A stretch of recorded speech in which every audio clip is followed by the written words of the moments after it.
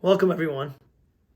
Today, I'd like to share with you two most fascinating stories. One, personally, that happened with me, and the other that happened with one of the boys in the community that came specifically to our shul, the Derech Emet Torah Center, and said this story publicly. So I'll share that one first, and then I'll give you my own personal one. And that is, this boy, he's about 25 years old. I should say young man. But it happened when he was a little younger. He was like 18. And a few of his boys, friends, come on, let's eat. They went ahead. And he was pressured. But he ate non-kosher. But real non-kosher. Real taref. After he ate it, he tells a story that Rabbi and the Kahal, he says that he got something called stomach flu. I never heard it in my life. But the bottom line is, he couldn't eat for 2 days straight. Throwing up. He said he tried drinking water. And that didn't even, he couldn't hold it. And he said the reason why is because Hashem doesn't even want him. I couldn't be in the system. He got punished on the spot for eating non-kosher. The person's a very big warning. I'll tell you another story. One of my relatives over here, one time, many years back, I'm talking about 50 years ago, right? She told me the story. She was in her 20s, and she personally told me the story. She said, we were going out with my friends, and they asked me to come out with them. I went out with them. They went to this non-kosher restaurant. I said, no, I'm not going. They take me home. No, I'm not going. He says, no, just come with us. So I'm not going. So they forced her to come. She wasn't driving, so she sat. And they asked, what do you want? All her friends get the chocolate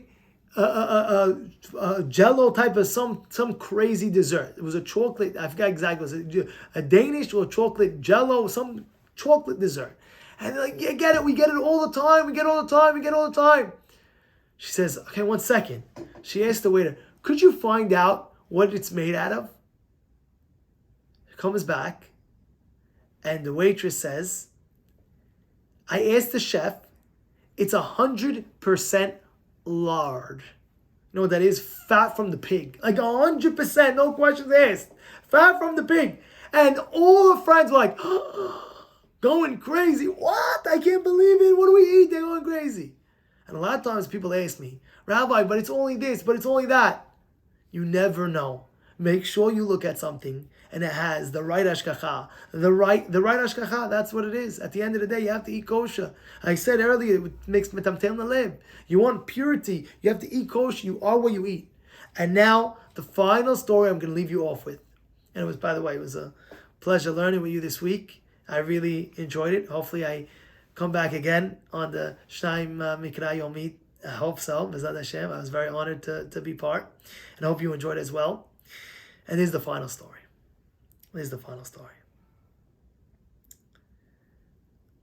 Pesach night. I go ahead. I'm eating by somebody's house. Before I do that, I call the hostess that's hosting everybody.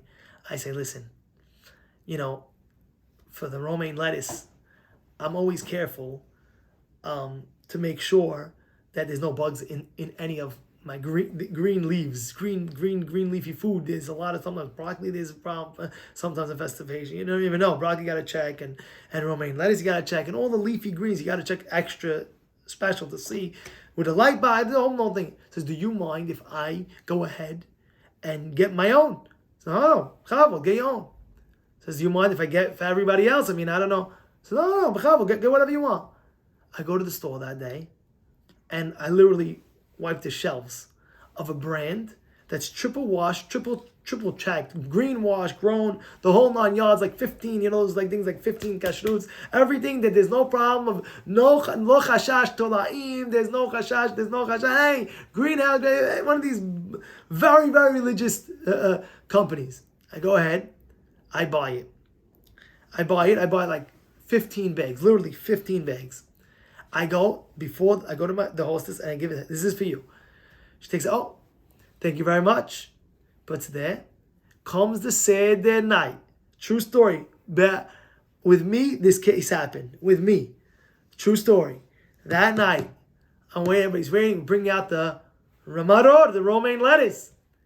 And not the hostess, but one of the ladies helping out, she starts about to bring from the kitchen, literally an entire tray of romaine lettuce, literally like a mountain.